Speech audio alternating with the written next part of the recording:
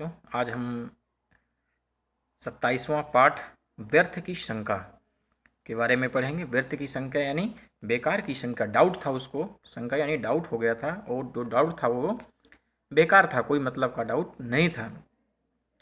देखिए, पढ़ते हैं। किसी गांव में एक दंपत्ति रहते थे। उनकी कोई संतान नहीं थी। दंपत्ति यानी पति पत्नी। दंपत्ति मतलब पति पत्नी रहते थे। उनकी कोई संतान नहीं थी। संतान मतलब कोई भी उनके पुत्र और पुत्री नहीं थी। उन दोनों ने एक छोटे से नेवले को पाल लिया। नेवला को उन्होंने पाल लिया। पति पत्नी नेवले को बहुत प्यार करने लगे थे। यानी जब उनके संतान नहीं थी तो उन्होंने नेवला पाल रखा था और वह उसे बहुत प्यार करते थे। तू मेरा राजा बेटा है, यानी उसी को ही वो अपनी संतान समझने लगे थे।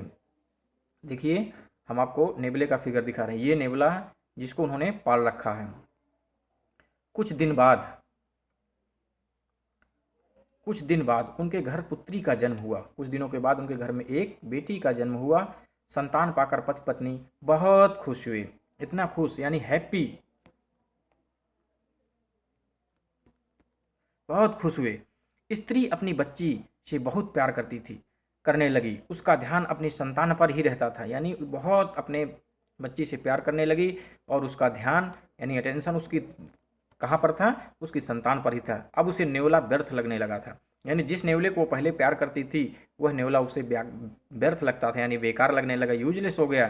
तू मेरी रानी बेटी है, जबकि वो पहले किसको बोलती थी? नेवले को बोलती थी कि तू मेरा राजा बेटा है। उसे नेवले पर गुस्सा आता रहता था। उसे नेवले पर गुस्सा आता रहा, यानी क्रोध आता रहता था। स्त्री को संदेह था। संदेह मतलब डाउट था कि नेवला उसकी बेटी से जलता है, यानी उसकी बेटी से जलन होती है और इसलिए वह चुपचाप बैठा रहता है। तू मेरी रानी बेटी से क्यों जलते हो? यानी नेवले से वो पूछती है कि तुम मेरी रानी बेटी से क्यों जलते हो? पति के मन में नेवले के प्रति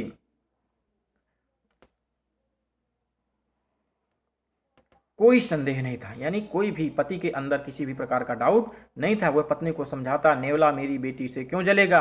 ये दोनों हमारी संतानें हैं।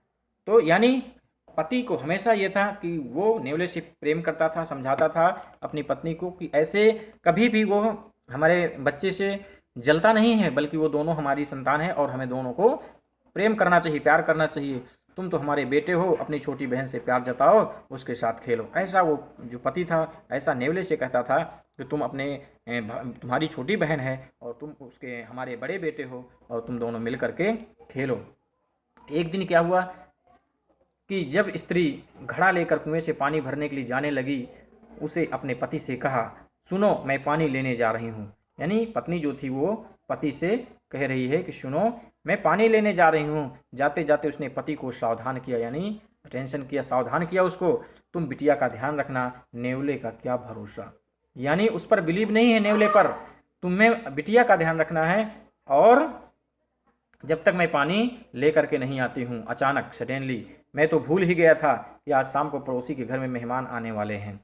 चलूँ अभी बता दूँ, नहीं तो उसे उलझन होगी। यानी वो जा करके कि जो पति था वो जाने लगा, उसको दिमाग में आया कि पड़ोसी के घर में मेहमान आने हैं, मैं जाऊँ उससे बता दूँ।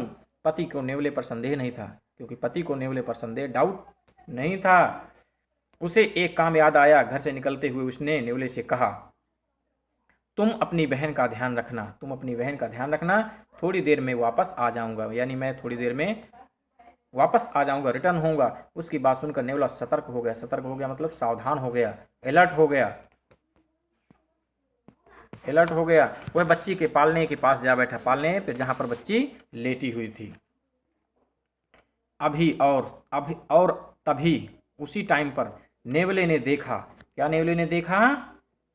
कि बच्ची पालने में सो रही थी और दरवाजे से एक सांप पालने की ओर बढ़ता जा रहा था। ये देखिए, सांप बढ़ता जा रहा था। नेवला सांप पर झपटा, झपटा मतलब उसको पकड़ने की कोशिश किया। उसने सांप को पकड़ लिया, दांतों से टुकड़े टुकड़े करके सांप को मार डाला, क्योंकि वो बच्ची को डस सकता था, काट सकता था और उस पर जैसे ही जहर यानी पॉइजन फैल जाता तो उसकी मृत्यु हो सकती थी। इसलिए वो पति जो उसका मालिक था उसने उसको सावधान कर गया था, सतर्क करके गया था, अलर्ट किया था कि तुम बिटिया का ध्यान रखना। प्रतीक्षा, वेट। किसको वेट होने लगा? माँ मुझ पर बहुत प्रसन्न होगी, मैंने सांप को मार डाला, ऐसा नेवला सोच करके दरवाजे पर वेट कर रहा था, प्रतीक्षा कर रहा था, इंतजार कर रहा था। इंतजार कर रहा था किसका? आने का। मैंने सांप को मारा। नेवला घर से बाहर आकर स्त्री की प्रतीक्षा करने लगा, यानी माँ का प्रतीक्षा इन वेट करने लगा। उसे अपनी विजय पर गर्व था।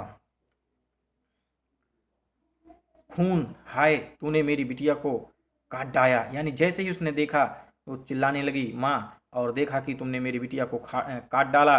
स्त्री नेवले के मुंह में खून देखा, उसने गुस्से में पानी से भरा घड़ा फेंक कर नेवले को मार डाला। वह घर में गई, उसने देखा सांप मरा पड़ा और बच्ची पालने में सोई हुई है। जब अंदर जा करके उसने देखा तो एक सांप मरा पड़ा था और बच्ची पालने में सोई हुई है। हाय हाय, यह मैंने क्या कर डाला। यानी उसे अपने आप कार्य पर, किए गए कार्य पर आप अपने आप को, उसको पश्चाताप होने लगा कि नेवले ने मेरी बेटी की रक्षा की, से हमारी सेफ रखा, मैंने उसकी हत्या की। यदि उसने मेरी बेटी की रक्षा नहीं की होती तो मैं संतान का मुंह नहीं देख पाती, यानी मैं उसको मुंह नहीं देख पाती। क्यों? क्योंकि सांप उसको काट लेता। वह बैठी रोती रही, उसे बहुत दुख हुआ। तभी उसका पति घर आ गया। ओह, मैंने नेवले पर संदेह क्यों किया? ओह, मैंने नेवले पर संदेह क्यों किया? वह लाड प्यार के बिना बहुत उदास रहता था, क्योंकि उसे लाड प्रेम नहीं मिलता था, इसलिए वह उदास रहता था। और मुझे लगता था कि वह मेरी बेटी से जलता है। व्यर्थ की शंका के कारण मैंने बहुत बड़ी गलती की है। व्यर्थ की शंका नहीं करनी चाहिए, कोई भी काम सोच समझ कर ही करना चाहिए। पछताने से कुछ नहीं मिलता है। यानी इस पाठ की कहानी है जो, उस कहानी से हमें क्या सीख मिलती है? हमें सीख मिलती है कि हमें किसी पर भी व्यर्थ में शंका नहीं करनी चाहिए, बल्कि हमें बहुत ही, कोई काम को करने से पहले बहुत ही सोच समझ करके कार्य को करना चाहिए। दंपति नेवले की निष्ठा और कर्तव्य को जीवन भर नहीं भूल पाए। तो यानी जो नेवले ने कार्य कर दिया, उस कार्य को जीवन भर यानी लाइफ टाइम तक वो नहीं भूल पाए। धन्यवाद।